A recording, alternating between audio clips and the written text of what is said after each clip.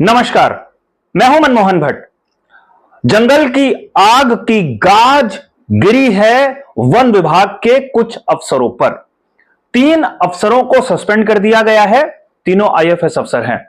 DFO, conservator of forest और chief conservator Almora circle के, इन तीनों को सस्पेंड कर दिया गया है और अलग अलग जगह पर इनको अटैच कर दिया गया है।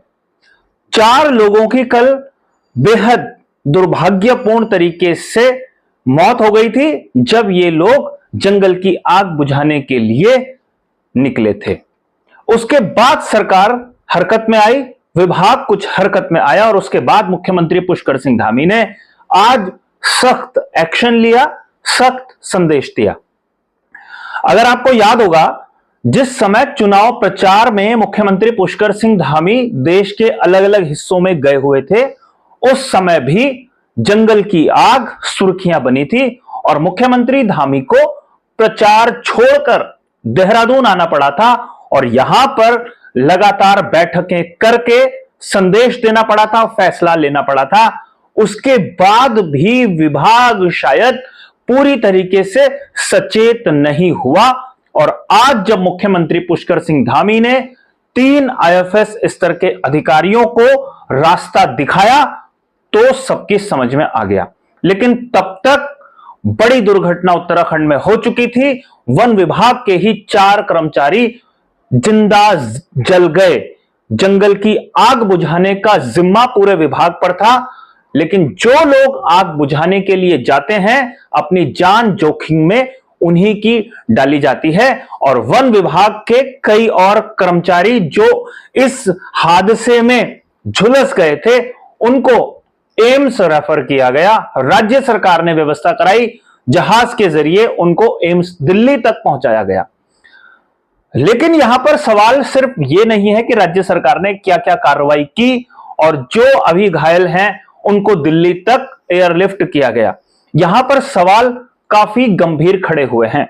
सवाल यह है कि विभाग से यह पूछा जरूर जाना चाहिए कि जब मुख्यमंत्री पुष्कर सिंह धामी ने पिछले महीने उनको कुछ निर्देश दिए थे और जो दावा खुद वन विभाग के अधिकारियों ने किया था फॉरेस्ट में आग लगने की घटनाओं को नियंत्रित करने पर, उस पर कितनी प्रगति हुई है, पिछले 1 महीने में क्या प्रगति हुई है और इस पूरे वित्तीय वर्ष में अगर मार्च 31 को एक वित्तीय वर्ष खत्म होता है तो 1 अप्रैल से लेकर अब तक क्या प्रगति की गई है और फायर सीजन शुरू होने से पहले पिछले वित्तीय वर्ष के आखिरी क्वार्टर में जनवरी से लेकर 31 मार्च तक क्या प्रगति वन विभाग ने की है। अगर ये सारे आंकड़े निकाले जाएं तो हो सकता है तस्वीर साफ हो जाए और पता चल जाए कि बहुत ज्यादा बदलाव रवैये में नहीं हुआ है। अब ये मैं क्यों कह रहा हूं, ये मैं इसलिए कह रहा हूं क्योंकि अब तक अल्मोड़ा सर्कल में 9 लोगों की जान जा चुकी है जंगल की आग के कारण। 4 का हादसा तो आपने ताजा सुना है, इससे पहले भी 2 अलग अलग हादसों में 5 और लोगों की जान जा चुकी है। लेकिन कार्यप्रणाली में कोई बड़ा बदलाव अभी तक नहीं दिखाई दे रहा था। जब मुख्यमंत्री पुष्कर सिंह धामी ने सख्त एक्शन ले लिया तब जाकर सब लोगों को समझ में आया कि वो क्या क्या कर सकते थे। अगर पिछले 6 महीने का या 1 साल का इतिहास उठाकर आप देख लें तो वन विभाग बार बार दावा करता है कि जंगल की आग बुझाने के लिए ये कदम उठाए जाएंगे। सिर्फ फ्यूचर टेंस में वो बात करता है, कोई ये नहीं बताता कि उन्होंने क्या क्या काम किए हैं और उन कामों का क्या क्या सकारात्मक असर हुआ है। कागजों में असर होता हुआ नजर आया जरूर होगा, लेकिन धरातल पर उतरता हुआ नजर नहीं आया है। आज सारी पोल खोलकर मुख्यमंत्री पुष्कर सिंह धामी ने विभाग की रख दी।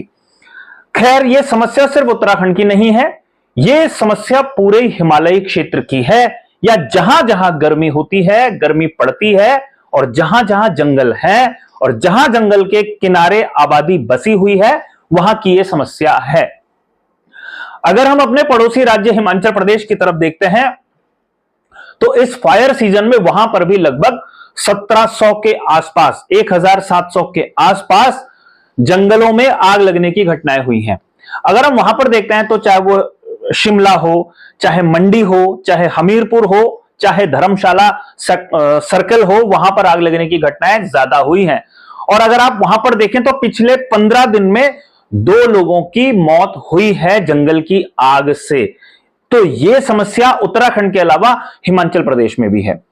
जम्मू कश्मीर में भी आग लगने की घटनाएं सामने आई हैं और कुछ जगह पर भीषण आग पिछले 4-5 दिन से, या कह लीजिए हफ्ते भर से, लोगों को परेशान कर रही है। नॉर्थ ईस्ट में भी इसी तरीके की समस्या कई बार देखने को आती है, लेकिन नॉर्थ ईस्ट में मानसून सक्रिय हो जाता है थोड़ा पहले, इसलिए वहां पर समस्या थोड़ा सा कम होती है।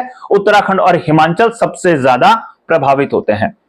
दिल्ली में अभी तक बहुत गंभीरता के साथ फॉरेस्ट फायर को शायद नहीं लिया गया है, और जो वन एवं पर्यावरण मंत्रालय है उसने शायद यह सारा जिम्मा राज्य सरकारों के ऊपर छोड़ा हुआ है, और राज्य सरकारें कोई बेहतरीन प्रदर्शन शायद नहीं कर पा रही हैं।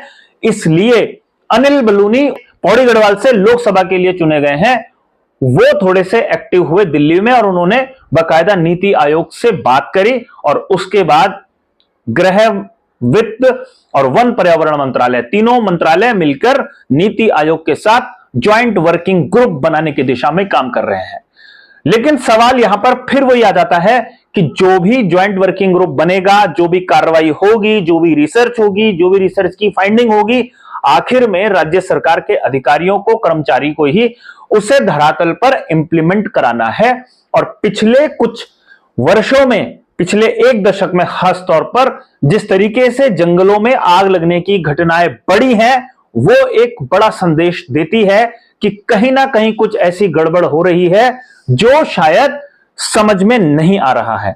बारिश का कम होना, जो नमी होती थी जंगलों में उसका कम होना, यह एक कारण बताया जाता है। लेकिन जब यह कारण मालूम है तो इस कारण के समाधान की दिशा में भी आगे बढ़ना चाहिए, और आगे बढ़ने को लेकर अभी तक कोई दिशा उत्तराखंड को दिखाई नहीं दी है। चाहे कोई भी विभाग हो, कोई भी विभाग का प्रमुख हो, और चाहे कोई भी सरकार रही हो, यह समस्या बार बार सामने आकर खड़ी हो जाती है। ऐसा सिस्टम बनाने में उत्तराखंड सरकार अभी तक नाकाम रही है कि सिस्टम ऑटो मोड पे चले। कोई समस्या होती है तो उसका समाधान उसके पास पहले से हो, फायर फाइटर्स के पास सारे उपकरण मौजूद हो जिस उपकरण की आवश्यकता होती है। अब बार बार यह कहा जाता है कि इसको करेंगे, तो कब करेंगे, उसकी डेडलाइन, टाइमलाइन तय होनी चाहिए। क्या आप अंदाजा लगा सकते हैं कि अगर कोई जवान, कोई सेना का अधिकारी अगर जंग पर जा रहा हो और उसकी तैयारी पूरी ना हो, उसके पास जूते ना हो, उसके पास बंदूक ना हो, उसके पास हथियार ना हो, तो क्या वो जंग जीत पाएगा? ठीक ऐसी ही हालत वन विभाग के उन फायर फाइटर्स की है जिनके पास आग बुझाने के साधन बेहद सीमित हैं, और उसका नुकसान पहले तक तो जंगलों को उठाना पड़ता था, उसके बाद ग्रामीणों को उठाना पड़ता था, और अब खुद विभाग के ही उन कर्मचारियों और उनके परिवारों को उठाना पड़ा है जिनकी जान इन हादसों में जा रही है। तो सोचना बेहद जरूरी है और सख्त एक्शन लेना जरूरी है। सख्त एक्शन लेकर मुख्यमंत्री धामी ने कुछ संदेश तो दिया है, लेकिन इसका असर कितना होगा यह देखना भी काफी महत्वपूर्ण होगा। अभी के लिए साथियों इतना ही। अगली रिपोर्ट में आपसे फिर मुलाकात होगी, तब तक इजाजत दीजिए। नमस्कार।